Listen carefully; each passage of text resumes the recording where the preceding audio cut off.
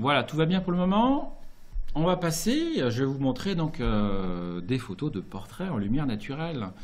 Donc ça, moi j'adore en faire parce que c'est idéal, parce que dans n'importe quelle situation on peut faire des portraits, je dirais.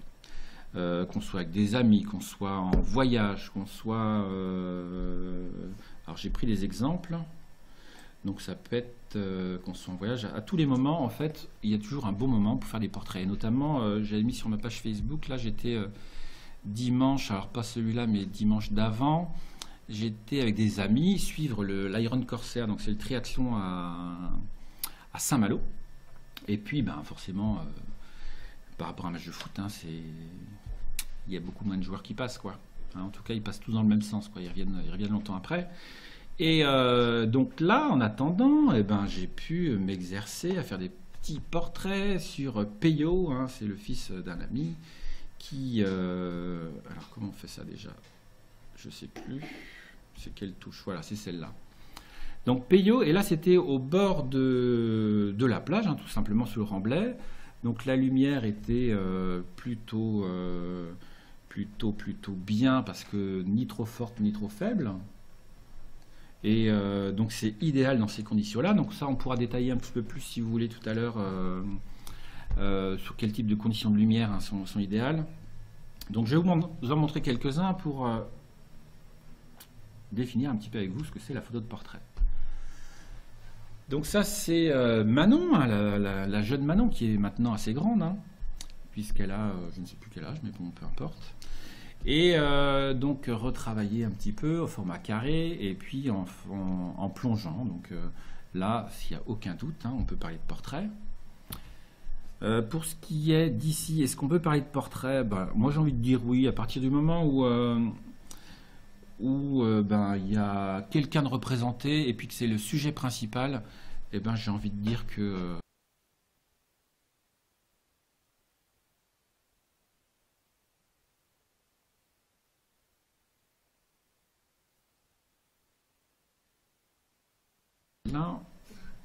Peyo, donc là c'est un joli petit garçon, hein, qui a vraiment des yeux à faire tomber les filles, ça c'est impressionnant. Et aussi ça, est-ce qu'on peut parler de portrait pour ici? Donc ça c'est vraiment, je dirais, entre photo de rue, c'est entre photo de rue et portrait. Qu'est-ce que vous en pensez, vous, sur celle-là, hein? Je vous la remontre. Hop. Donc ça a été pris à la volée. Vraiment, c'était à Séville. Donc là, dans ces moments-là, je suis en mode, ben, on va dire, à l'affût de tout. Donc aussi bien les gens dans la rue, les paysages, les monuments. Et puis là, le hasard des choses fait que la calèche est passée. J'ai, comment dire, fait une mise au point rapide, hein, en faisant comment on appelle ça, un panoramique. En même temps je tenais mon appareil, donc ça c'était avec celui-là, hein, le petit Fuji là, donc ça c'est top. Bah ouais, c'est la petite Manon, elle est bien sympa celle-là. Bonsoir Jacques, en retard, mais bon, je viens juste de commencer à montrer les photos là, donc hein, on a fait un petit point sur les statistiques de ce que vous aviez préféré. Voilà. En plongée et format carré, ben ouais, ça c'est top. Donc pour vous dire que je remontre celle-là. Alors pour Jacques qui n'a pas vu Manon, je remontre Manon. Donc en plongée. Donc ça c'était lors des vacances d'été au camping, hein. Une soirée une journée, un après-midi déguisé. Et puis hop, on se lâche, on est dans l'ambiance, on réfléchit pas trop. Et puis ben par moment, eh ben, ça tombe bien parce qu'il y a des jolis moments comme Manon. Donc ça c'est aussi à Séville, hein, finalement. Donc est-ce qu'on peut parler de portrait? Ben, je dis ben oui, c'est un portrait un peu particulier, mais je trouve que c'en est un. Peyo, donc ça vous l'avez déjà vu. Donc ça je ne connais pas son prénom, mais en tout cas c'était une très belle surprise parce qu'un joli sourire et puis ben, une belle coïncidence. Donc des fois c'est le hasard de la photo de rue, j'appelle ça moi photo de rue, mais je la considère un peu comme un portrait parce qu'il y a une expression vraiment telle. Hop, celle-ci, est-ce qu'on peut parler de portrait? Alors là je vais dire que pas trop. hein, mais ça peut être aussi pour dire qu'on peut essayer d'être original aussi dans la photo. Donc c'est mi-rue, mi-portrait. On est toujours en lumière naturelle, le soleil est un petit peu dur là, donc faut trouver des idées par moment, quand on n'a pas, quand on patiente. Donc là, en l'occurrence, je devais patienter, j'ai regardé autour de moi, tiens, un rétroviseur de scooter. Allons-y, hein. Faut s'amuser. Donc j'ai testé ça, j'ai attendu que des passants soient juste dans le reflet du rétroviseur et clac. Bon, il y a mieux en photo, je vous l'avoue. Portrait de vie, hein, là aussi en mode street photo. Voilà. Donc là, je commence, on va dire, le portrait en street photographie, comme on dit. Donc là, je vais m'attaquer un petit peu plus frontalement, aller carrément demander aux gens, essayer de trouver des... Donc ça, faut oser, faut passer le pas. Mais pareil, si vous me suivez, vous pourrez voir éventuellement sur Facebook les paritions que je peux faire régulièrement. Donc je ne connais pas son prénom, bien évidemment. Et puis aussi, est-ce qu'on peut parler de portrait pour ici? Moi, j'aime bien aussi. Parce que le portrait, c'est pas forcément où on voit la personne de front, de face. Hein. Ça peut être aussi suggérer le mystère. Qui est ce couple, hein? Que fait-il? Bon, que fait-il? Ça, il n'y a pas photo.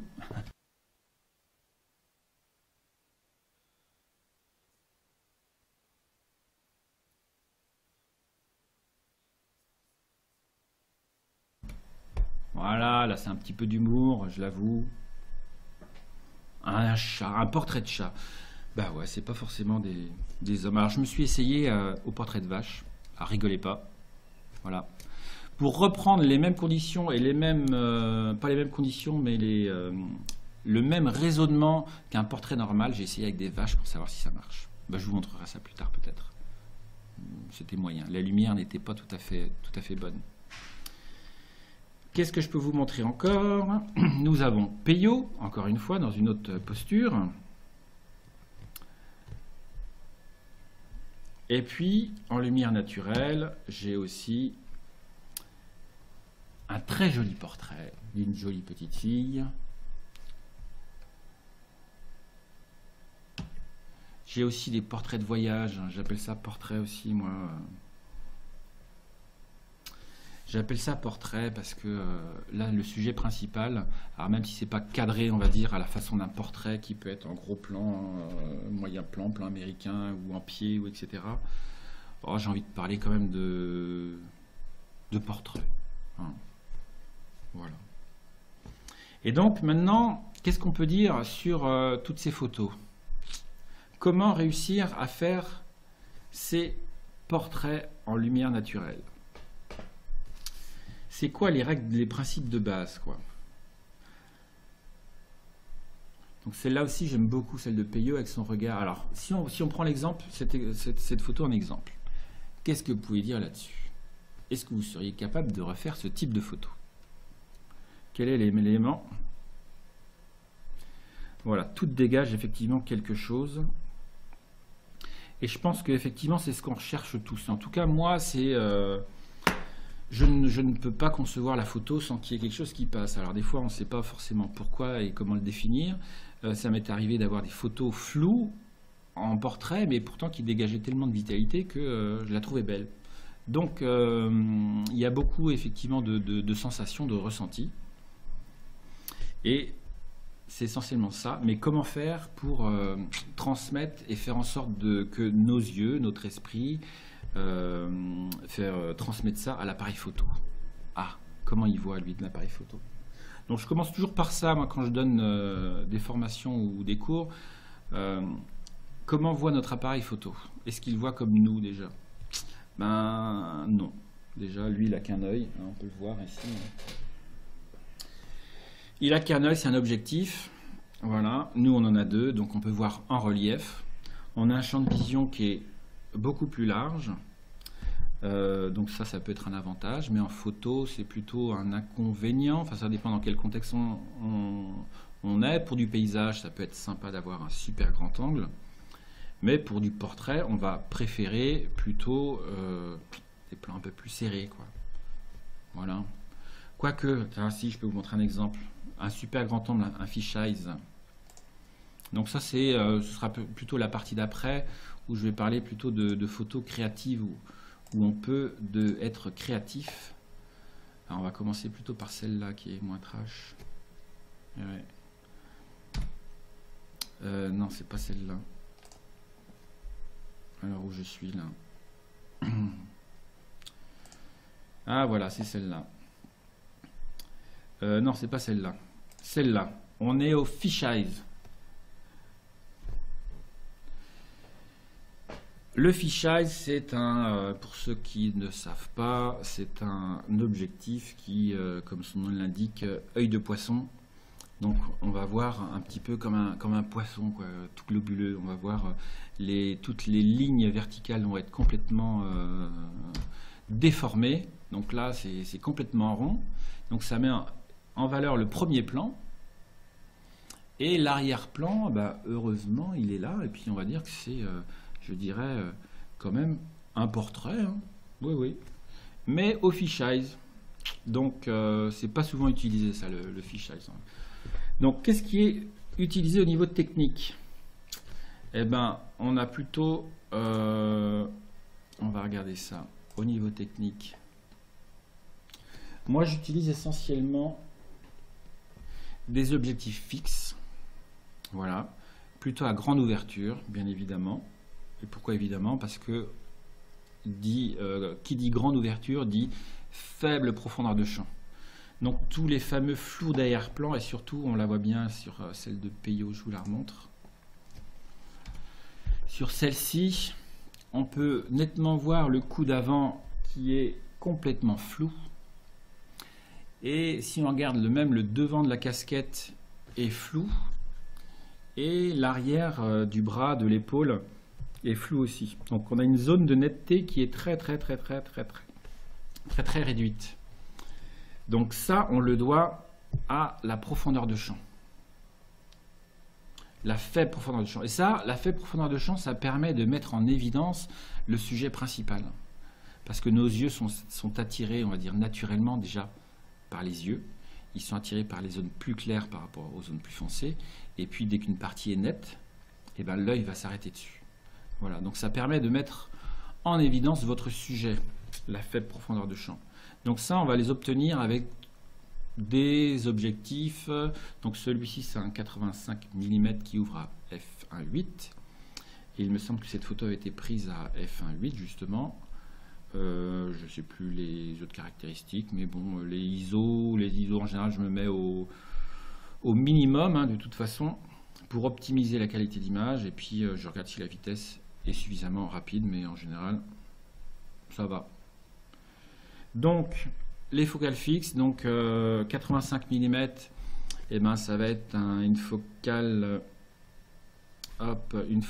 qui est plutôt serrée, hein, et pas large. On a aussi un 50 mm. Donc, ils sont réputés d'avoir de meilleure qualité d'image, puisque ils n'ont pas besoin d'être trop compliqués au niveau technique à l'intérieur, en tout cas les lentilles qui bougent, machin, etc. En fait, la qualité d'image sera meilleure, globalement meilleure, c'est toute la surface de l'image. Donc plutôt des focales, on va dire moyennes, on appelle ça, au-dessus de 70. Hein. Alors je parle en équivalent grand format.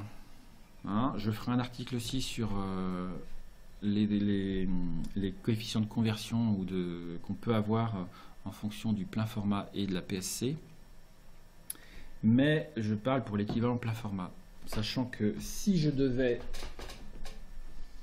par exemple, mettre mon 50 mm sur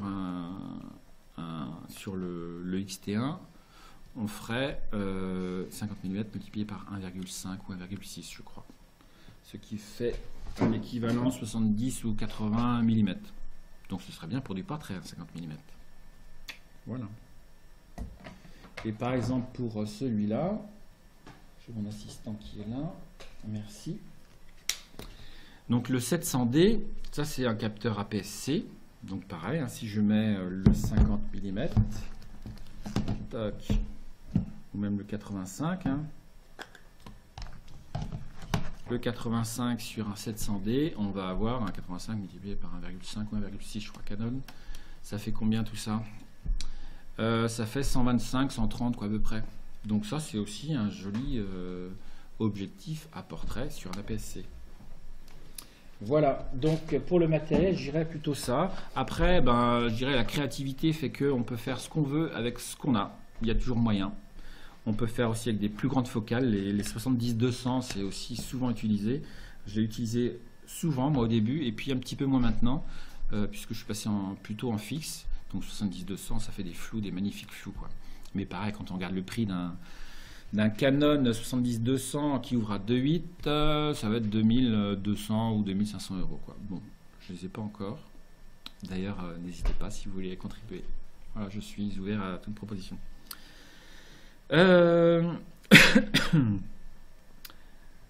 Tac. Alors, je regarde ça. Voilà. Je fais défiler un petit peu, voir vos questions. Très bien. Bonsoir Rachel.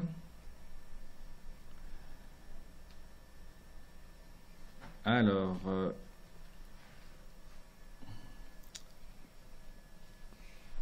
Léo, petit canaillou, Léo. Il n'est pas toujours difficile. Bah ouais, bien évidemment. 50 mm deviennent 75 en APS-C. C'est ça. Voilà. Ça fait le deuxième live qui ne marche pas chez moi. Alors, je pense qu'il faudrait peut-être voir avec Sylvain ou dire sur quel système vous êtes, si c'est sur Mac ou PC. Je sais que sur Safari, je ne sais pas si ça marche sur Safari. Utilisez un autre navigateur, Chrome ou Chrome ou Firefox. Voilà. Parce qu'effectivement, moi je suis sur un iPad, c'est un vieil iPad là, et j'ai pas le retour vidéo. Mais ça, on peut en profiter pour annoncer ça à Sylvain. Voilà, donc je continue. Pour ce qui est des focales, donc on en a parlé, hein, plutôt focales moyennes, hein, à partir de 50 quand même, on peut faire des jolis portraits aux 50. D'ailleurs, je mettais ça dans un article récemment, que Bernard Plossu a fait, lui, essentiellement toutes ses photos 50 mm. D'ailleurs, toutes, je crois. Donc aussi bien du portrait, un petit peu de paysage. C'est l'objectif vraiment polyvalent par excellence. Moi, j'adore ce 50 mm. Ça permet d'isoler le sujet, mais en même temps de raconter dans quel élément il se trouve. Donc, de plus en plus, là, je photographie au 50 mm. 50 mm f1.4. Donc, encore une plus grande ouverture. Donc, ce qui permet... je dirais de pouvoir faire des photos dans pratiquement toutes les conditions de lumière. D'ailleurs, celle-ci a été faite au 50 mm. Voilà. Donc, quelles conditions de lumière? Alors, pour le matériel, vous avez d'autres questions pour le matériel et des réglages? Alors, je sais que au niveau des réglages... de l'appareil photo, moi je reste assez simple. Hein. Je reste assez simple dans le sens où je m'embête pas, quoi. Moi, étant donné que quand je fais du portrait, je recherche à gérer ma profondeur de champ, je vais être en mode priorité ouverture. Donc toujours le même, hein, AV sur les Canon. Et puis sur les Nikon, c'est Léo, tu vas peut-être me dire ce que c'est sur Nikon? Je ne sais plus. C'est AVPT, je ne sais plus. Voilà. Et encore mieux, je dirais, c'est que sur le X-T1, hop, voilà, je m'emmêle les pinceaux. Et bien sur le X-T1, on n'a même pas de mode programme, parce que je dirais qu'au bout d'un certain temps, il n'y en a plus besoin, quoi. Hein, on a juste une molette des ISO, donc le choix de l'ISO.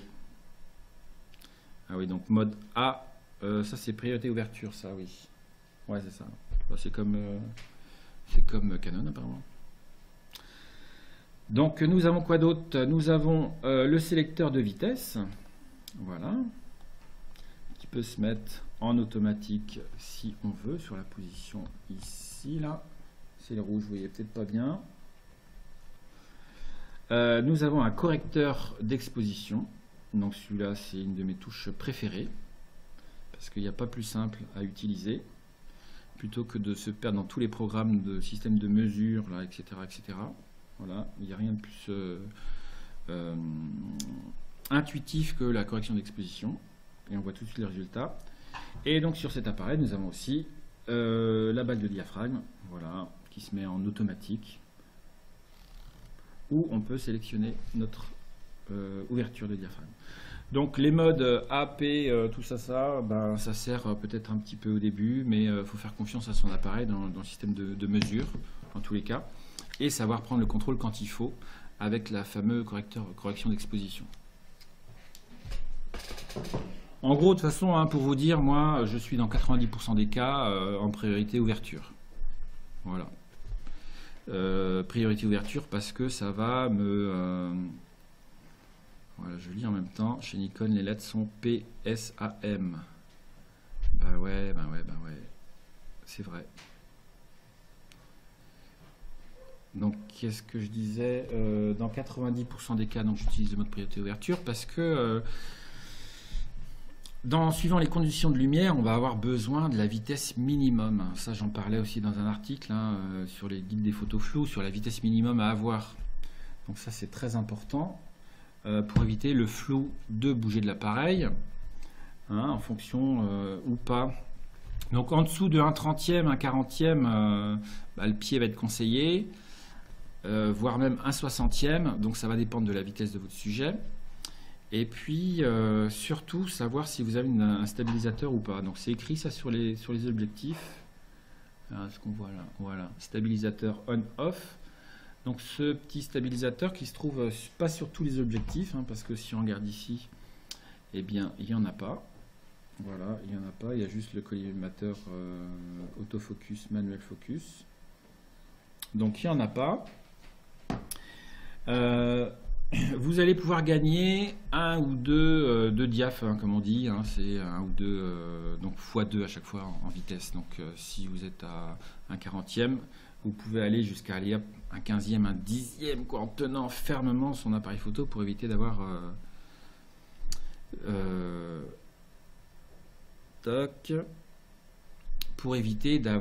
qu'est-ce que je disais, des photos floues. Bon, ça, je pourrais développer ça un peu plus tard. Bonsoir, chouchou Guilherme, mais qui es-tu? Enchanté.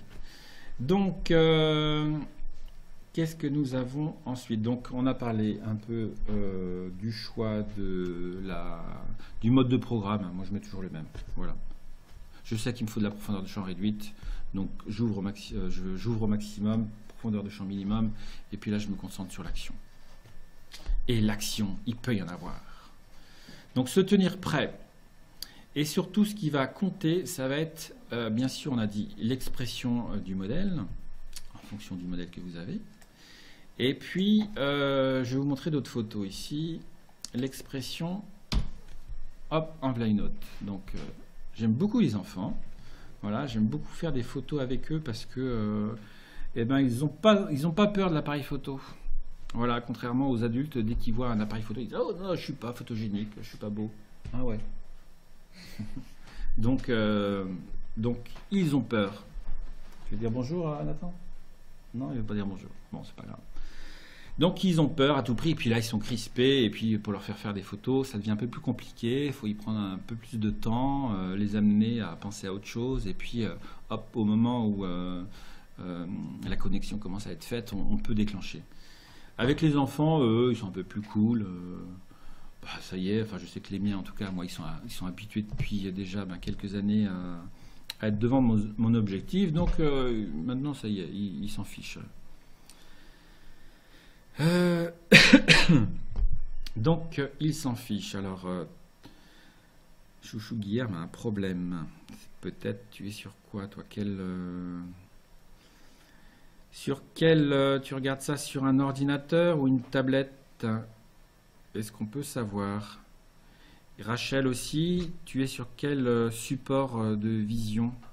Et quel navigateur? Sur un PC? Sur un téléphone? Et un navigateur, c'est Chrome ou le navigateur du téléphone ou le navigateur de Apple, c'est Safari par défaut, sauf si vous avez mis Chrome. Donc je vais attendre la réponse et je vais continuer à parler. Donc notamment en photo d'action portrait, bah, j'aime beaucoup celle-là, tiens. Donc ça c'est plein de vie, c'est le moment, je trouve, a été ben, ça tombe bien à ce moment-là, on a des grimaces, on a de la joie, de la bonne humeur, du mouvement, enfin voilà, je trouve ça très sympa, quoi. En autre, et donc si on regarde comment elle a été faite, hein, on peut là je suis plutôt à l'objectif un peu plus en focale un peu plus grande que le 85. Je crois que j'avais celui-là d'ailleurs, je crois, qui est plus polyvalent quand je pars au voyage. Donc c'est le 24-105 de chez Canon, donc, qui permet aussi bien de faire du portrait que du paysage. Voilà, donc bah, très pratique pour le voyage puisque on a un seul objectif plusieurs possibilités de focale. Et et qu'est-ce qui fait que pour réussir vos portraits, qu'est-ce que je pourrais vous donner comme conseil, moi, si on regarde un petit peu de la composition, parce que finalement ce qui va réussir, en tout cas ce qui va donner du succès à une photo, ça va être effectivement le moment où vous prenez la photo. Là, un instant avant ou un instant après, ben, on pouvait dire que c'était plutôt raté, hein. Et puis la composition de l'image, c'est-à-dire comment les éléments s'organisent dans l'image. Voilà. Alors là, on aurait pu dire que la main coupée, c'était pas très juste, mais en tout cas, moi je pars toujours d'une base, c'est la fameuse règle des tiers, en tout cas la zone des tiers. Voilà, si vous regardez l'écran ici qui est là, hop, là à là, je reviens ici. Donc vous coupez votre écran en 3 lignes verticales, toc, enfin en 2 lignes verticales, ça fait 3 portions. Et pareil horizontalement, en 2 traits ici, vous tirez 2 traits, et la jonction de ces lignes représente, ça va être ici, là, comme ça, représente les points chauds. Voilà. Donc mettre toujours un élément dans cette zone-là, ça ne veut pas dire forcément sur cette zone-là, mais dans cette zone-là. On n'aime pas quand les sujets sont trop perchés au plafond, là, hein, quand ça touche les bords. On aime bien avoir des bords nets et même jouer avec des éléments extérieurs pour mettre ça au bord. Si je vais chercher au premier plan un élément, ça peut être un arbre que je mets sur le côté, et puis je vais avoir ma personne, on va dire, dans cette zone-là, quoi. Donc toujours dans une zone des tiers pour remplir l'image et puis que les proportions soient plutôt correctes. Qu'est-ce que j'ai comme exemple là? Bah, j'ai par exemple ici, nous avons Evan qui est dans la partie gauche de l'image, donc dans le tiers gauche de l'image. Donc ça, et puis dans la direction du regard. Donc on laisse la place, en tout cas le vide de l'image dans la portion où le regard.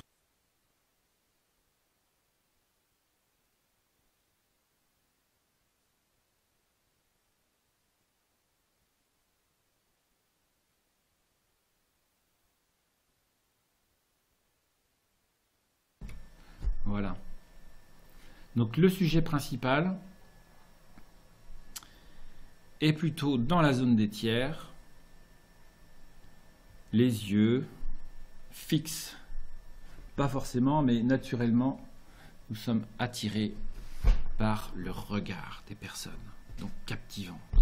Là, qu'est-ce qui donne un petit peu de charme aussi à cette image? Ben, moi j'aime bien les cheveux au vent aussi, donc un petit coup de ventilateur. Bon là c'était pas le cas, c'était en extérieur.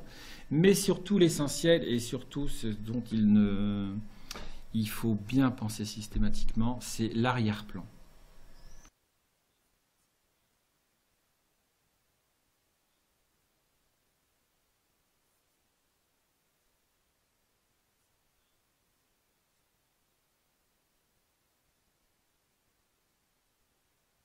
puisque cheveux clairs, donc la peau est toujours plus claire en général que le reste de l'image.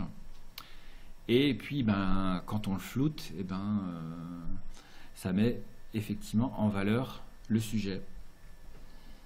Et ensuite, ben, c'est l'expression qui fait que ça marche ou ça marche pas, quoi. Donc là, je vous montre pas tout, mais bien évidemment, on va dire que ben, j'ai fait plusieurs essais. Alors, je vais essayer de recharger ça, voir si... Donc j'ai fait plusieurs essais, j'en ai d'autres ici. Donc on peut varier ensuite les poses, hein. Alors, toc. Je fais défiler.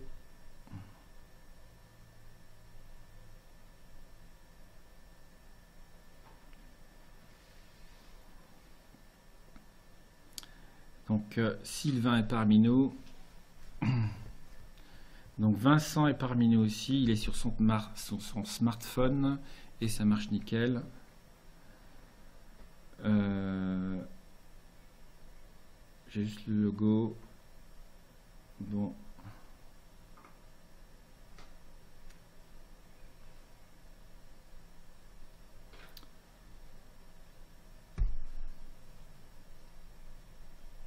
Franck, tu coupes ton son parfois quand tu switches les cams. Alors, je vais regarder un paramètre. Je suis sur quelle cam? Je vais regarder ça, mais il n'y a aucune raison logiquement que ça coupe. Donc si ça coupe, c'est pas normal. On va mettre ça et ça peut-être.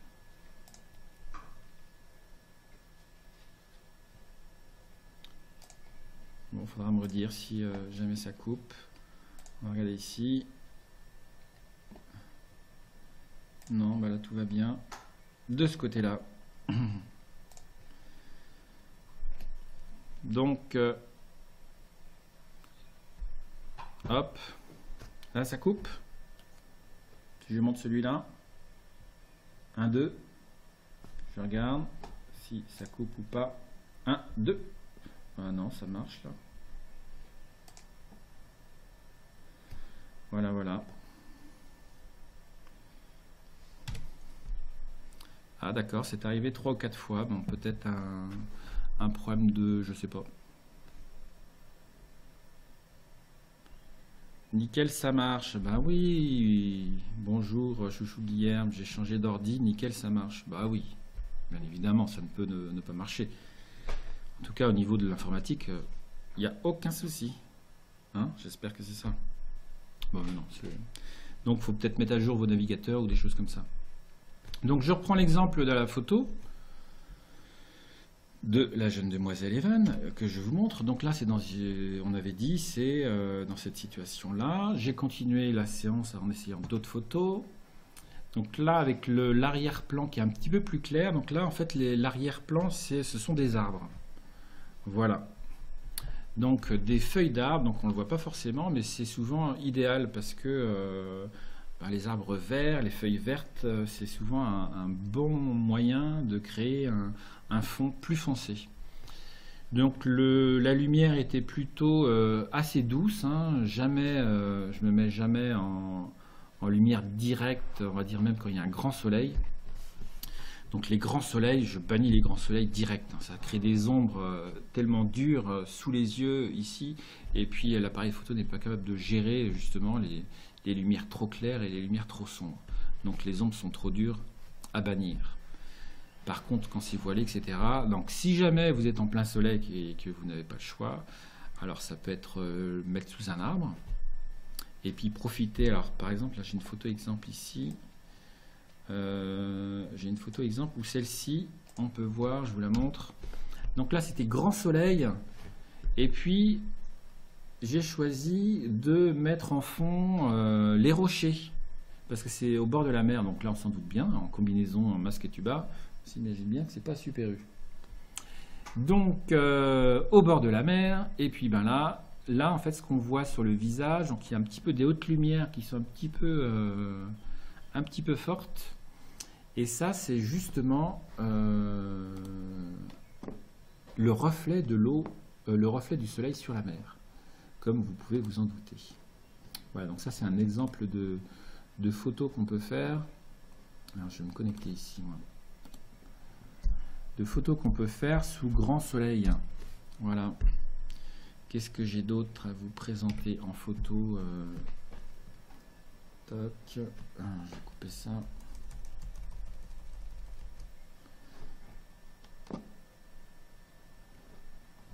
Je regarde si ça défile comme ça. Alors, question. Vous savez, question de Léo. Vous activez le mode grille sur votre appareil pour pouvoir respecter la règle des 2 tiers. Bah oui. Ouais, ça reste une bonne base en tous les cas. Donc, j'hésite pas. Ça me donne toujours des notions, surtout pour les paysages, pour la ligne d'horizon. Donc ça, c'est très important. Ça me permet d'aligner. Parce que j'ai beaucoup de mal, moi, avec le Canon à trouver. Donc, je suis jamais... la ligne d'horizon, j'ai du mal à la mettre d'horizon. Et des fois, je corrige un petit peu les portraits pour qu'ils soient un peu mieux axés, parce que pareil, c'est pas évident. Donc maintenant, sur les nouveaux appareils, on a et c'est notamment l'avantage du XT1 et puis je crois que du Mark III aussi, du 5D Mark III, ils ont des comment on appelle ça là? Aidez-moi. Enfin voilà, pour faire les niveaux. Donc vous voyez tout de suite, hop, ça apparaît en vert, paf, quand vous êtes de niveau. Donc ça, c'est top. C'est des outils qu'il y a sur les nouveaux appareils qui arrivent en masse là. Et ça, c'est des super outils. Enfin, en tout cas, moi, qui me correspondent bien. Le mode gris, oui. Il n'existe pas des filtres pour atténuer les ombres lorsqu'on prend des photos à midi au soleil. Eh bien, non. D'accord, père. Il y en a qui ont des prénoms un peu bizarres, des pseudos un peu bizarres. Pangolin. Pangolin loufoque. On se croirait dans Astérix là, ou dans comment ça s'appelle déjà là, je sais plus. Pangolin loufoque, joli pseudo, oui, on peut dire. Des fils pour atténuer les ombres. Bah non, parce que si on atténue les ombres, on atténue les hautes lumières. Donc qui dit atténuer les ombres dit atténuer tout, quoi, tout simplement. Donc on ne peut pas seulement atténuer les ombres. Ça, on peut le faire seulement en post-production, ou sur le fichier numérique qu'on a pu saisir, on va pouvoir rattraper les ombres, on va pouvoir atténuer les hautes lumières, et on va pouvoir relever un petit peu les ombres qui étaient un petit peu bouchées, quoi.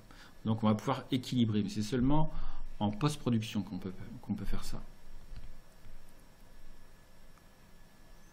Voilà. Donc voilà. Sinon, des filtres, moi j'en utilise pas pour le portrait. Est-ce qu'on pourrait en utiliser? Je ne sais pas. Oui, non, oui et non. Enfin, disons pour le rendu, pas forcément. Éventuellement, dans quelles conditions, si on avait un autre plan, non, non. Enfin, qu'est-ce que j'ai? J'ai une autre de Peyo là. Celle-là aussi, elle est sympa. Donc, cadrage différent, un petit peu plus loin. En arrière-plan, bah, toujours bien flouté comme il faut. Là, il y avait éventuellement le poteau derrière qui me dérangeait.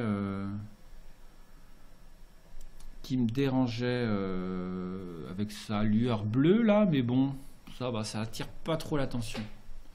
Et puis les marches d'escalier, je trouve que ça dérange pas trop, à la limite ça rajoute même des lignes directrices qui vont guider l'œil jusqu'aux yeux du petit garçon. Donc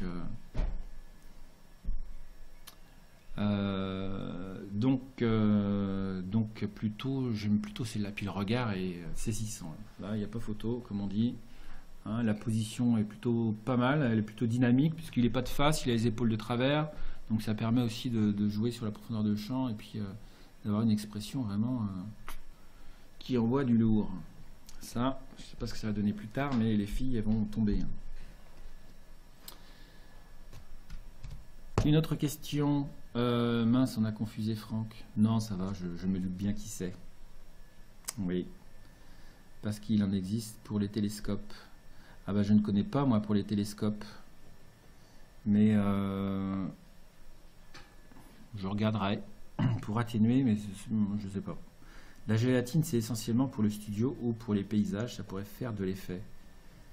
Les gélatines donc de couleur, bah ça on va dire c'est un effet coloré. Mais un effet vraiment pour, dans le sens atténuer les ombres et les hautes lumières, je ne vois pas. De toute façon, en filtre, hein, c'est pas compliqué. Il y a les polariseurs, mais ça, c'est plus pour le paysage. Pour le portrait, ça fait pas des très bons résultats. On a après les filtres ND, les filtres de densité neutre. Donc ça, c'est plus pour la pose longue ou éventuellement au flash studio.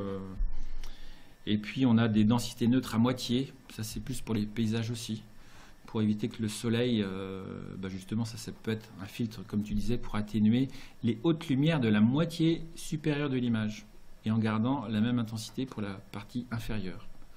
Donc c'est des densités qui sont des filtres qui sont divisés en deux, qui ont une partie foncée dégradée. Quoi d'autre en filtre, voilà, quoi. Après, effectivement, c'est des filtres colorés ou des filtres qui donnent des scintillements. Là, on voit ça des fois. Alors, je ne sais pas si ça se fait encore, ça, mais je pense que si. Des scintillements dans les lumières, surtout la nuit. Donc ça, c'est plus effectivement polariseur pour le paysage. Donc là, on parlait de composition. Là aussi, on peut reparler d'autres choses. Hein. C'est transfert en noir et blanc. On va dire le fond est uni. Toujours pareil, hein, l'accent est mis vraiment sur le personnage. Et puis toujours un petit peu d'action pour donner un petit peu de vie à la photo. Donc ça, j'aime beaucoup. Donc, entre guillemets, il faut simplifier au maximum pour les portraits lumière naturelle. Essayer systématiquement de trouver un arrière-plan qui va être uni, qui ne va pas être avec plein de choses qui vont attirer l'attention. Donc ça, des fois, ça peut se jouer. Alors, ça peut être en se mettant en plongée, comme on a fait tout à l'heure, comme je vous ai montré tout à l'heure. Ici, je vais vous en montrer d'autres exemples. Ici, on a un arrière-plan, pareil, c'est vert, hein, c'est une haie. On ne le voit pas forcément, mais c'est une haie. Hop. Qu'est-ce que j'ai d'autre en arrière-plan simple? J'ai celle-là aussi. Alors donc ça on a vu tout à l'heure pour Evan. Hein, donc c'est plutôt assez uni. Celle-là aussi. Donc pareil là l'expression. On garde les mêmes proportions. Je garde les mêmes zones de proportion en tout cas pour l'histoire des tiers. On a l'œil gauche. Alors si on regarde en face comme ça, de face, donc l'œil droit de Evan est plutôt sur la ligne des tiers, là, supérieure et les deux lignes supérieures. Et puis l'œil droit, donc en regardant l'image, l'œil gauche, hein, c'est presque au centre. Hein. Et puis on a, alors toujours pareil, les histoires de coudes et de bras qui donnent des lignes directrices. Si on regarde, vous regardez mes coudes, le fait de se mettre comme ça, pareil, c'est des lignes directrices qui attirent forcément l'attention sur le visage. Donc ça, c'est toujours... donc ça se fait un petit peu instinctivement, quoi, en trouvant des postures qui sont assez propres finalement. Mais il faut vraiment pas se compliquer la vie. Hein. Ça, faut vraiment pas se compliquer la vie du tout. L'arrière-plan, donc je répète, hein, l'arrière-plan vraiment le plus simple possible. Et puis là, après, je dirais, faut s'amuser quoi avec le modèle. Faut pas lui dire attention 3, 2, 1, tu souris, je te prends en photo. Ça en général, demander à quelqu'un de sourire, allez souris. Non. Faut partir sur une discussion et puis jouer, et puis vous prenez des photos, vous shootez et ça vient tout seul. Après la personne s'habitue, il y a une petite relation qui s'installe et puis hop, ça y est, la personne n'y pense plus et ça devient un jeu. Donc voilà, faut vraiment que ce soit un jeu et puis tout se passera bien, vous réussirez à avoir des expressions vraiment correctes. Là c'est un petit garçon, donc là j'étais en train moi de discuter avec ses parents, c'était à table, en extérieur, pareil, lumière plutôt, qu'est-ce que c'était comme lumière là? C'était pareil, on voit bien de toute façon que c'est pas de la lumière directe. Hein. Et donc là, ce que j'aime aussi, c'est toujours pareil, le premier plan qui est flou, ça donne de la profondeur. Le bras donne une ligne directrice pour emmener jusqu'aux yeux, le regard. Le fond est uni, puisqu'en fait, il était sur les genoux de son papa. Et donc, on a le t-shirt uni. Et puis, les yeux, toujours pareil, le regard est saisissant. Donc je trouve plutôt cela percutant. Moi j'aime ces photos-là, elles me parlent. Et une autre pareil qui a été prise, ça c'était au Maroc avec une petite fille qui est dans les bras de son papa, je crois. Question que je me posais sur les lumières dures aussi. Que penses-tu de l'utilisation d'une simple réflecteur argenté en extérieur? D'un simple oui, argenté ou blanc, hein, blanc ou argenté. Argenté, ça dépend. En extérieur, ça va peut-être être un peu dur. Parce que ça risque de refléter vraiment un gros flash de lumière. C'est un petit peu la lumière qu'on a, si on regarde la lumière ici, c'est un petit peu ce type de lumière qu'on aura avec un réflecteur argenté. Donc plutôt le blanc, ça suffit largement. Voilà.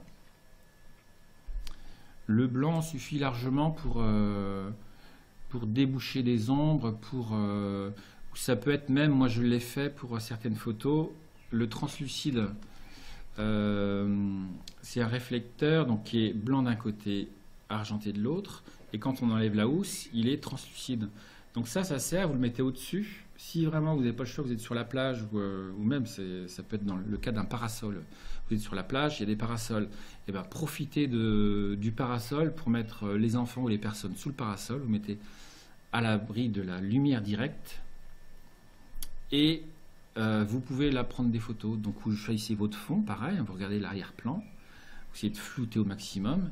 Et puis cadrer comme il faut pour essayer de s'amuser. Jeter des cailloux. Hop. Ah non, je rigole. Donc je disais, ouais, le réflecteur, il peut être translucide. Il est blanc, un petit peu opaque.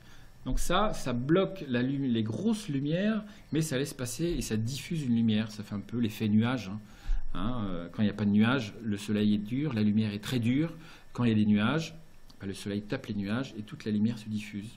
Donc la lumière est beaucoup plus douce, les sombres sont beaucoup moins marquées. Donc c'est le même principe. Atténuer la lumière. Je vous pose la question, donc ça j'ai déjà lu. Donc argenté, ouais, pas trop, pas trop. Ça va être seulement dans les petites lumières, ça. À l'éclairage artificiel ou plutôt en intérieur, quand ça manque un petit peu de pêche, quoi. On va pouvoir en rajouter un tout petit peu pour donner un petit éclat, mais faut prévoir un trépied. Pas compliqué à utiliser seul.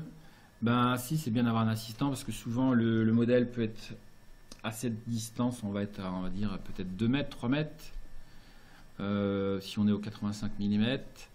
S'il n'y a pas d'assistant ou quelqu'un de sympa qui peut le tenir, ça risque d'être un peu compliqué.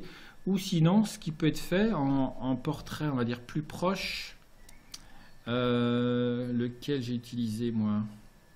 Quand vous êtes au 50 mm, vous êtes assez proche du sujet et vous pouvez avoir des réflecteurs un peu en losange, en triangle, avec une poignée, qui sont plus faciles à utiliser, que vous pouvez mettre d'un côté comme ça, de l'autre pour déboucher un coin.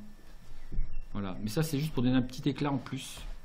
Par exemple ici, sur l'image, la photo de la petite fille, à la limite j'aurais pu mettre un réflecteur, on va dire juste derrière, là, pour déboucher un petit peu la partie sombre. Alors chez moi, sur mon ordinateur, elle n'est pas forcément sombre. Mais là sur l'écran que j'ai moi, donc forcément ça dépend de chaque écran, on voit quand même la joue, la joue et le début du cou qui est quand même dans l'ombre, mais qu'on distingue quand même. Donc ça pareil, je dirais même principe de composition, assez simple. Ben on le met dans le coin où, vers où, comment on dit, se dirige le regard, à l'inverse d'où se dirige le regard, forcément. Et puis ben là, c'est l'expression et puis le moment qui fait tout, quoi. Mais toujours l'arrière-plan, toujours très simple. Voilà, il faut vraiment rien qui dépasse. Et si possible, faut penser à faire attention à des choses qui pourraient qui pourrait rentrer dans le bord du cadre. Par exemple, là, qu'est-ce qu'on peut prendre comme exemple? Par exemple, si, imaginons que ce soit uni partout, et j'ai un petit truc là sur le bord là qui rentre, et ben ça va attirer l'attention, paf, dans le coin, on va dissiper, et on va revenir, on va faire que des trucs comme ça. Voilà. Donc j'essaierai de vous montrer ce que fait un œil quand il parcourt une image, parce que j'ai rencontré dernièrement des chercheurs qui travaillent justement sur le eye tracking, ça s'appelle. Donc c'est beaucoup utilisé dans la publicité pour savoir si les messages sont bien lus, dans quelle zone de l'image les yeux sont attirés, combien de temps ils restent sur les zones de l'image. Donc ça, je vais essayer de faire ça en projet. Je vous montrerai ça. Qu'est-ce que j'ai à vous montrer? Donc les points communs, en tout cas, alors après, est-ce que ça devient un style propre à chacun ou pas? Mais on peut dire que les points communs de ces photos, eh ben, donc là c'est forcément le même jour, donc c'est, on va dire, forcément un petit peu le même style, mais toujours des accès. Il y a quelques fois je fais des photos centrées, j'en ai peut-être, mais en tout cas c'est arrière-plan très simple, uni, plutôt foncé, c'est mieux. Et puis se concentrer sur l'action et puis la relation avec le modèle. Voilà.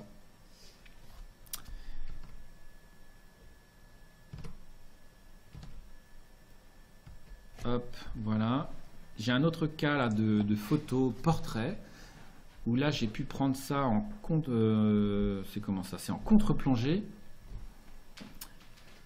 C'est pareil, donc je me suis dit, ouais, l'arrière-plan, comment il est? Ah ouais, je peux y aller. J'étais encore sous les feuilles des arbres, donc là c'est l'idéal. Et puis il suffit d'attendre le bon moment. Mais ça change, c'est un peu plus original. Ça change, mais c'est sympa aussi. Autre cas, là je suis toujours pareil, hein, je suis dans la forêt. Alors c'est pas dans la forêt, mais c'est dans un parc justement avec au milieu des arbres. Donc on voit quelques petites taches de soleil qui pourraient éventuellement déranger sur la chemise du petit garçon. Mais là c'est le même principe, hein, je suis au 85 mm et puis j'ouvre au max pour avoir vraiment la profondeur de champ la plus réduite possible. Donc priorité ouverture, toujours. Je regarde si ma vitesse est suffisante, elle est suffisante. Et puis là, j'essaie de composer la façon mieux. Donc là, c'est la façon dont pose le garçon avec son papa.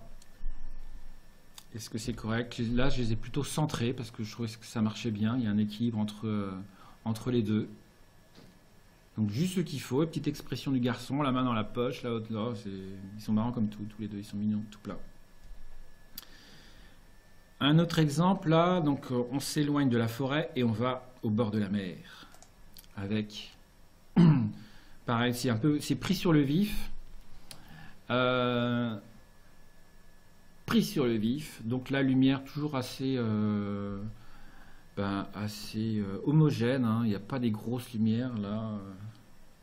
C'est pas parce qu'on est en Bretagne, mais si, des fois il y a du soleil. Mais je prends jamais de photos quand il y a du soleil, c'est juste pour ça. Il fait très beau en Bretagne. Donc voilà. Et puis là, c'est l'expression qui est rigolote, quoi. Voilà, tout simplement. Et là, j'aime bien justement la mettre du côté plus un tiers. Toujours pareil, on laisse le côté où va le regard libre. Toc. Alors, est-ce que vous avez des questions? N'hésitez pas. Et puis je vais vous trouver d'autres choses là parce que j'en ai d'autres. Je vais vous montrer si vous voulez. Ah ouais, une série de portraits rigolos. Donc c'est une série que je suis en train de faire avec.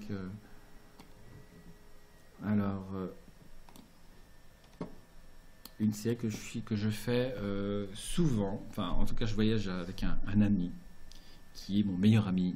Et lui, c'est le modèle idéal parce que je lui dis hop, fais ci, fais ça, mets-toi ci, mets-toi là, pof.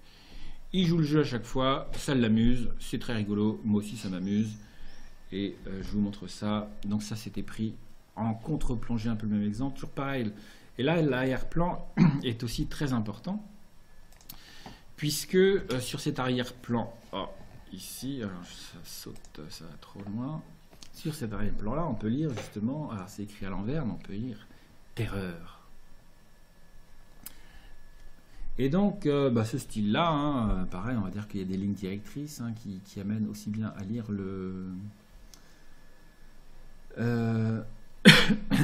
qui force à lire le regard. Donc, il y a des lignes directrices en fait qui amènent au sujet. Donc plutôt rigolote, c'est pas un grand portrait non plus, hein, faut pas non plus s'enflammer, mais c'est rigolo. Voilà, c'est le fait de marquer le coup, ça c'était à Budapest. Une question, tu n'utilises jamais de flash Cobra pour tes photos plein jour où la lumière est la plus dure? Ben, en fait, par simplicité, j'en utilise pas. Parce que j'en ai pas forcément sur moi. Et puis, je préfère être dans l'instant. Donc, soit je trouve des endroits... en fait, j'aime pas trop le flash, tout simplement, quoi. Donc, j'en ai du Cobra. Et puis, je m'en sers. Alors, je le mets jamais de toute façon directement sur mon boîtier. Ça, c'est banni, hein, de toute façon. La lumière directe au flash, c'est tout simplement affreux. Donc, éventuellement, si j'utilise un flash Cobra, c'est avec un déclencheur ici, à distance. Et puis, je vais me décaler, quoi. Mais du coup, voilà. Ça complique les choses. Il y a moins de naturel et puis moins d'instantanéité dans l'exercice, tout simplement. Donc, je préfère trouver une autre solution que le flash. Et puis ensuite, à gérer, c'est pas forcément évident parce qu'il faut gérer la direction du soleil, le modèle dans quel sens il tient, et puis du coup compenser éventuellement par du flash ou des choses comme ça. Et là, je pense que je pourrais m'essayer, hein, ça me gêne pas. Ah non, j'ai pas peur, j'ai même pas peur. Alors, donc, pas trop. Voilà, je pense qu'au niveau esthétique, le rendu ne serait pas aussi joli que d'essayer de trouver d'autres solutions, en tous les cas.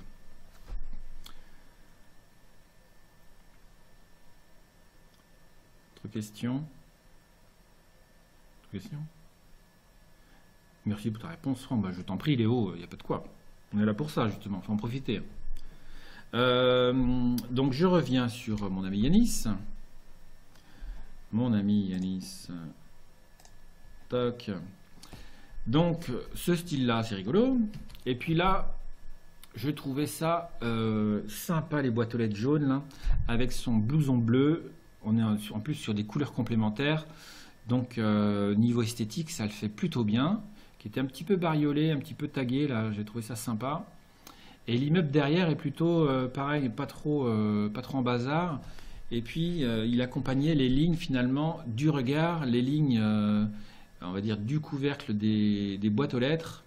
Donc le tout était plutôt cohérent, quoi. Donc j'ai trouvé sympa. Donc je lui ai dit, vas-y, mets-toi là. Hop, regarde loin là-bas.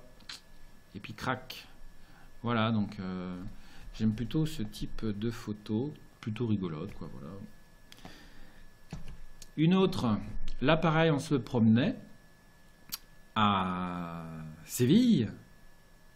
Et puis en visite à l'université de Séville, paf, je vois l'ascenseur qui s'ouvre, vraiment un truc super original, enfin très joli en tous les cas. Lumière intérieure de l'ascenseur, et puis avec ces escaliers, donc ils ne sont pas colimaçons, mais en tout cas arrondis. Je me suis dit, ça c'est un truc idéal pour faire une photo de mon pote. Donc ni une ni deux, là je dis, ah vas-y, mets-toi là. Les autres étaient déjà partis un petit peu plus devant, on a eu le temps de faire ça rapiduche. Donc j'ai pris là peut-être 5-6 photos. Il faut que ça correspondait avec l'ouverture de l'ascenseur. Et puis histoire d'essayer 2-3 cadrages. Donc là j'étais avec lequel là, le XT1 je crois. Ouais, en voyage c'est que celui-là. Autre exemple de photo, pareil, ça c'est dans un parc à Séville. Donc là pareil, profitez, par contre ici on est sur un autre cadrage, un autre type de composition qui est très centré là justement. On va chercher la symétrie parce que donc c'était des allées, des haies hein, tout simplement. Une haie comme ça, c'est dans un labyrinthe. À quel palais ça? C'était le palais, je ne sais plus, je perds la mémoire. Donc un petit labyrinthe de haies. Et puis et hop, pareil, je lui ai dit tiens, bouge pas, retourne-toi, mets-toi de profil, regarde-moi. Bon, elle n'est pas très réussie au niveau de l'expression, mais je l'ai mise quand même. Là, c'était pour parler de la composition, parce que il m'autorise à la diffuser parce qu'il est sympa. Mais Et donc là, c'est plus au niveau de la composition. Donc on a vraiment un premier plan qui est flou, et puis plus ça va, plus on arrive sur le personnage. Donc là, au niveau du regard, on est guidé, hein. Les hautes lumières ajoutent un petit peu de dynamisme, moi je trouve, là. Les hautes lumières des haies. Donc plutôt rigolo. C'est le côté diagonale sympa. Donc là, si je voulais, on pourrait travailler un peu plus l'expression pour aller rendre quelque chose de sympa. Donc ça fait partie aussi du travail de portraitiste. C'est ça s'appelle le posing, quoi. Apprendre à faire poser quelqu'un. On va se mettre comme ça, comme ça, comme ça, les mains dans les poches, les mains dans les poches, on se met comme ça, comme ça. Donc ça, c'est un gros boulot, parce qu'on pense en même temps, là, c'est la relation qui se met en place avec le modèle. On va lui dire, on va le guider, mais on pense aussi, nous, à notre composition, à notre cadrage, à nos aspects techniques. Et c'est pour ça qu'il faut vraiment se défaire des aspects techniques de tout ça. Une question, comment tu fais pour faire des photos naturelles sans que ce soit trop posé? Tu tentes toujours d'être sur le qui-vive, prêt à shooter? Eh ben oui et non, j'essaie un petit peu de les surprendre, ou en tout cas, comme je vous disais là pour Yanis, de dire bon, lui il est assez naturel, donc ça va, on se prend pas trop chou. Donc je dirais avec lui, ce sera un mauvais exemple entre guillemets, parce qu'il fait ce que je lui dis, il se met à dire bouge-toi un peu, bouge-toi à droite, bouge-toi ceci. Après ça se travaille, c'est comme tout, hein, faut commencer avec vos modèles à essayer de chercher des postures, hein. Donc il y a des règles, des principes de base, on va dire, hein. Ça peut être très bien, effectivement, de face, ça dépend de l'inspiration du moment. Là, il se trouvait que c'était plutôt naturel parce que c'était assez étroit. Voilà, puis j'aime bien les regards un peu de face, moi, francs. Et, hop. Alors moi, ce que je trouve le plus compliqué, surtout pour les séances portraits de couple, c'est de faire des photos qui ressemblent au caractère du couple, sans que je les connaisse assez. Tu fais comment pour savoir dans quel style de pose il faut partir? Ben, c'est pas évident, hein, effectivement. Je pense qu'en discutant avec eux, ben, tu vas sentir s'ils sont capables un peu de se lâcher, ou s'ils sont un peu rock'n'roll, ou si...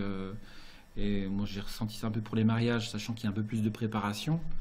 On peut sentir s'ils ont envie un petit peu de se lâcher, ou c'est un peu plus traditionnel, quoi. Si pas trop, donc si c'est un peu traditionnel, on va rester sur des poses classiques, entre guillemets, mais bon, ça c'est un gros travail, je suis en train de travailler dessus, moi, parce qu'il faut que je progresse de ce côté-là pour faire des situations posées, et c'est, je pense, qu'il est plus compliqué à deux en plus, hein. Faut que les proportions soient gardées, faut pas trop de symétrie, s'il y a un bras là, faut qu'il y ait l'autre, voilà, donc c'est un peu compliqué, quoi. Mais ça se travaille, il faut trouver des automatismes. Voilà, c'est un autre, on va dire, un autre travail qui fait partie aussi du portrait. Mais comme tout, faut bosser. Il n'y a pas de secret, il faut bosser. Qu'est-ce que j'ai d'autre? Une autre pour Yanis. Voilà, c'est pareil, là, c'est en haut d'un escalier de verre. Donc pareil, un petit peu, on va chercher de l'originalité. Jouer avec les reflets, la symétrie. Hop. Il y a aussi là avec donc on est en lumière naturelle aussi, hein. C'est de nuit mais lumière naturelle. Donc là il y a des grosses lumières d'un projecteur, et puis là c'était pareil, jouer avec la composition, les poubelles avant, poubelles arrière, le côté tout ce qui peut un petit peu sans trop que ce soit le bazar, c'est toujours pareil, hein, essayer au mieux que ce soit pas le bazar. Là c'est en ville aussi, et là je joue sur une vitesse lente, donc je me cale contre le mur. Le modèle, faut pas qu'il bouge trop non plus. On dirait qu'il a tout le temps les mêmes doudounes, on pourrait croire que c'est dans le même pays, mais c'est pas dans le même pays. Mais étant donné que c'est toujours à la même époque, eh ben, il y a toujours les mêmes doudounes. Donc ça je joue sur la vitesse lente, hein. Pareil au niveau composition, il est toujours sur le tiers, un des tiers, avec une direction du regard vers l'espace est vide. Le côté de la peinture, forcément, c'est ça qui m'a arrêté un petit peu. Et puis pour donner un peu plus de dynamisme, pour que ce soit un peu plus péchu, ben, j'ai attendu qu'une personne passe avec une vitesse lente, quoi. Donc ça donne un petit peu de mouvement. Voilà. Ça, c'est un truc rigolo aussi que j'ai fait. Toujours le même, hein, Yanis, qui, lors de son tatouage au pied, voilà, j'ai pris au grand angle au 24. Donc, est-ce que c'est un portrait, ça? Ben, je sais pas. Peut-être, oui. Oui, je trouve aussi. Hein, on peut se dire que... Donc là, l'expression, bah oui, on voit qu'il a mal. Hein. Ça fait mal, les tatouages. Voilà. Autre truc rigolo. Là, c'était plus, effectivement, l'environnement qui était un petit peu rigolo. Avec les motifs. Hein, les motifs rigolos. Et puis, ici... Nous avons toujours pareil, là c'était le mur qui m'a inspiré, avec, qui allait bien avec son t-shirt. Donc là c'est une représentation un petit peu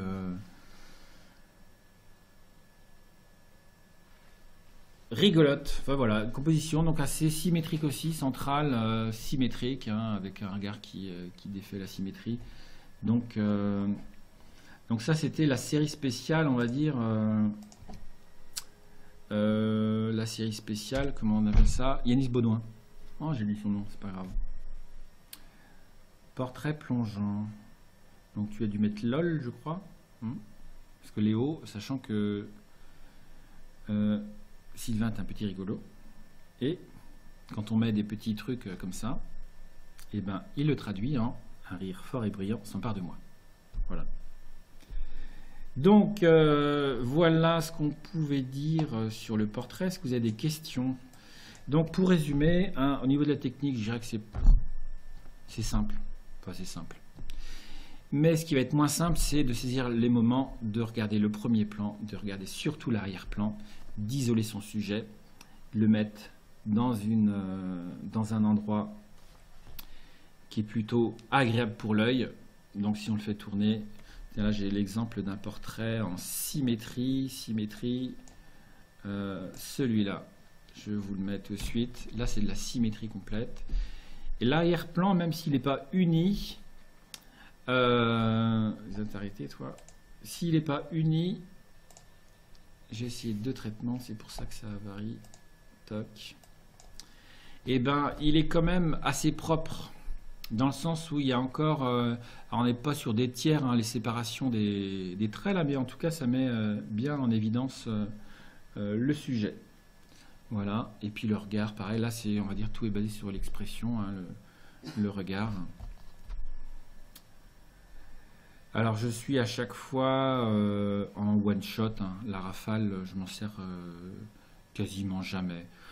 Enfin, disons que si je suis en position rafale, mais je déclenche souvent un seul. Et si j'ai besoin, je laisse appuyer. Mais pour ce genre de portrait, c'est vraiment, hop, faut déclencher rapidement. Et puis, bon là, je dirais sur des portraits posés comme ça, il n'y a pas besoin forcément d'être en rafale.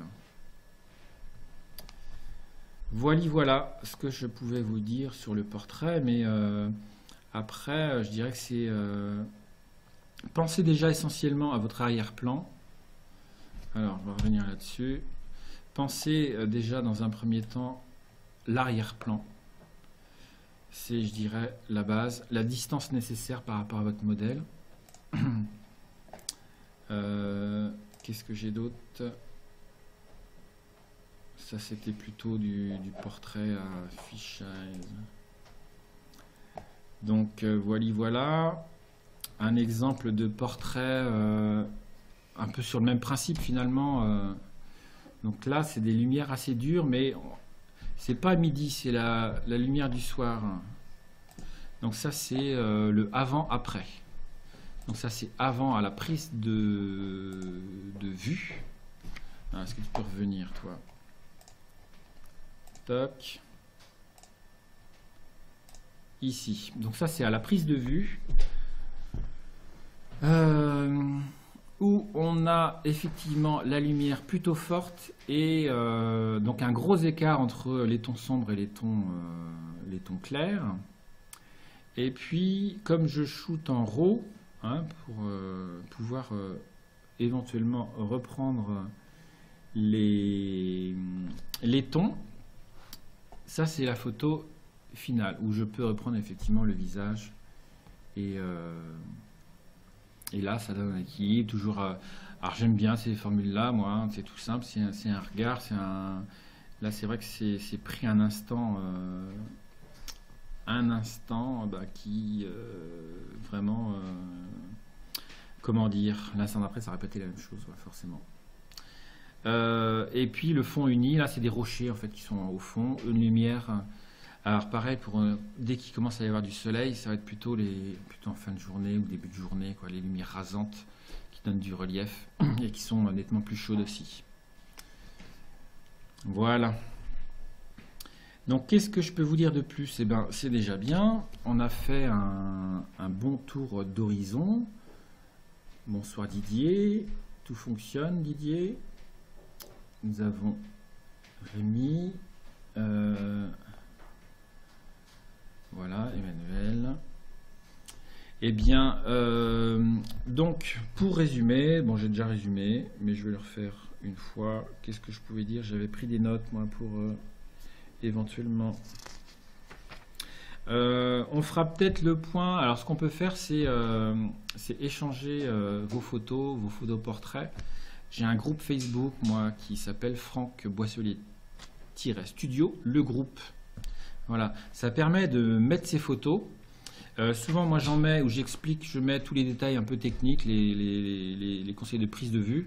Donc ça vous permet d'échanger tout simplement. Et mettez vos photos et puis qu'on voit, parce que c'est facile de commenter, on va dire, des photos qui sont assez propres finalement, c'est bien réussi. Mais on a souvent des problèmes à soumettre ou à voir les défauts de nos propres photos. Et donc souvent quand on les soumet à quelqu'un, on voit tout de suite éventuellement les choses qui peuvent attirer l'attention, des choses comme ça.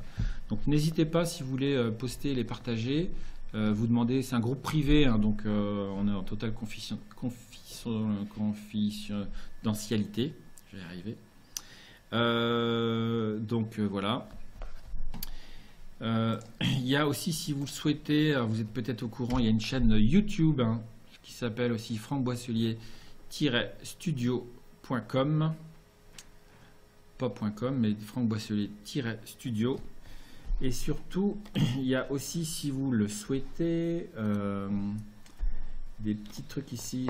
Je vais quand même vous présenter ce truc-là pour finir. Alors, c'est pas ici. Un petit instant. Je recherche ça. Ouais, ça va être ici. Donc ça, c'est effectivement le site donc, dans lequel que vous connaissez. Il y a ce soir jusqu'à minuit, je fais en période de solde une promo exceptionnelle. Une promo de tous les ateliers, donc c'est à 47 € au lieu de 147, donc jusqu'à minuit ce soir, qui présente toute la façon que j'ai d'appréhender la photographie. Donc que vous soyez débutant, un petit peu confirmé ou pas, je reprends de A à Z les bases pour moi qui sont essentielles à la photographie. Donc d'abord faire connaissance avec son appareil photo. Donc ça c'est plutôt très important. Voilà, pour plus s'en défaire, pour mieux s'en défaire, il faut bien le connaître.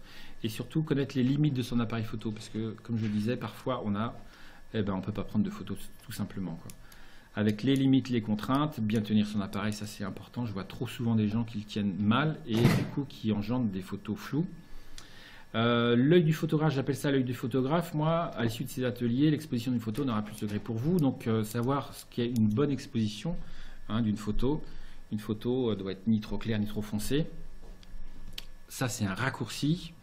Mais ça, vous devez connaître bien sûr les facteurs, comme on a dit, les facteurs de paramètres d'exposition, ce qui est l'ouverture, la vitesse d'obturation et le facteur ISO. Donc ça, vous devez savoir. Donc ça, c'est pareil à travers des exercices. Et puis, mon côté intuitif que je vous apporte fait que ça devient une logique. Et vous pouvez vous servir après tout ça de n'importe quel appareil. En troisième, nous avons se rapprocher de vos sensations. Justement, c'est là, je me trompe de caméra. se rapprocher de vos sensations. Donc ça, c'est bien sentir les influences de chaque facteur concernant la vitesse d'obturation et l'ouverture du diaphragme. Les incidences esthétiques sur chaque support. Donc quand les choisir, alors ce que c'est qu'une vitesse lente, qu'une vitesse rapide, des études de cas, il y en a beaucoup. Hein. Et puis on voit tout ce qui est l'objectif, l'ouverture, la profondeur de champ, les ISO. Et puis la valeur stop, ça c'est une valeur souvent qui n'est pas très utilisée, mais moi j'utilise beaucoup parce qu'elle est universelle. Elle permet de parler de quantité de lumière avec juste le facteur ISO, le facteur, enfin sans identifier l'un des trois facteurs. Voilà. Vous pouvez dire, alors j'augmente d'un stop, voilà, ça va être, et vous allez avoir plusieurs moyens de l'augmenter. L'ouverture, la profondeur de champ, les ISO, les stops, on a dit. Et puis là, vous commencez à bien connaître, à maîtriser votre appareil. Et puis vous commencez à être fier un petit peu. Et vous commencez à sentir l'euphorie s'emparer de vous. Avec toujours pareil, les leçons par l'exemple. Là, je vous détaille pas à pas vraiment des exemples concrets. Une référence, la roue de l'expo. Ça, c'est un petit rappel de tous les paramètres d'un appareil photo. Son incidence sur l'exposition et son incidence, sur les aspects esthétiques. Ensuite, nous avons concrètement, qu'est-ce que ça donne sur un appareil photo? Et voilà, où est-ce qu'on va trouver ces commandes? Donc ces commandes et à quoi elles correspondent pour choisir justement le rendu qu'on a envie, avec les autofocus, le mode de mesure, les modes créatifs, est-ce que ça sert à quelque chose? Voilà. Et les modes de programme, la balance des blancs, est-ce qu'on shoot en RAW ou en JPEG? Et là, ça vous permettra de savoir exactement dans quel cas, quel réglage faire pour vos photos de sport, pour vos portraits, pour vos paysages, etc. Avec ça, vous déduisez finalement, on part... moi, j'aime bien souvent raisonner en termes de contraintes. Quand je fais de la photo de spectacle, j'analyse mes contraintes, quelles sont-elles? Je vais avoir beaucoup de... Je suis en lumière forcément de spectacle, donc très forte sur les artistes, mais très noir tout autour. Donc ça amène des contraintes, c'est ce qu'il y a, ça bouge beaucoup. En photo de sport, comme ça peut être le cas ici, au triathlon de Nice, pareil, il y a beaucoup de contraintes. Quel choix je fais? Et en connaissant votre appareil photo, vous allez pouvoir tout déduire par vous-même, les aspects, on va dire, comment on dit, les choix techniques. Hop, où est-ce qu'il est Voilà, vous allez pouvoir définir et choisir les choix techniques. Et puis ensuite, les fiches pratiques, ça c'est bien sûr à chaque fois, je mets ça en bonus, hein, parce que ça vous permet, vous emmenez ça sur le terrain. Et c'est des rappels essentiels, donc ça à ne pas négliger. On fait des briefs en ligne, donc là c'est en ligne privée. Voilà, on peut être plusieurs et puis on fait le point sur l'avancement de vos connaissances. Et une surprise, une vidéo exclusive de 60 minutes. Donc ça, c'est réservé aux membres de la formation. Voilà, où là, c'est un guide pas à pas sur une session portrait en lumière naturelle, justement, avec le suivi traitement Lightroom. Voilà. Donc tout ça, ça fait partie du module consacré à, je dirais, les fondamentaux de la photo pour bien commencer et surtout bien évoluer. Voilà. Et tout ça, donc je vous dis, jusqu'à minuit à 47 € au lieu de 147. Donc ça, une grosse promo. Et c'est aussi Franck Boisselier Studio, c'est aussi une chaîne YouTube et un groupe privé Facebook. Voilà, donc ce que vous avez à faire, c'est juste vous rendre sur la page qui est tout là-haut. Je vous montre ici. Hop, vous cliquez sur accès aux ateliers. Et vous avez tous les renseignements, vous avez le détail, etc. Et vous pouvez commencer tout de suite après à travailler les modules si vous le souhaitez. Voilà ce que je pouvais dire sur cet épisode consacré à la photo de portrait en lumière naturelle. J'aurai l'occasion bien évidemment d'explorer d'autres sujets. Alors qu'est-ce qu'il y avait dans les sondages? Là j'ai le paysage bien évidemment qui revient en deuxième place. photos sportives, flash, donc ça je ferai des ateliers, plein de choses. En tout cas, continuez à suivre, je vous remercie beaucoup de votre attention. Continuez à suivre assidûment toute mon actualité, hein, bien sûr sur Franck Boisselier-studio ou sur Facebook à Franck Boisselier photographe, je crois au studio aussi, ça marche aussi. N'hésitez pas à partager, à inviter, à aller chercher des amis.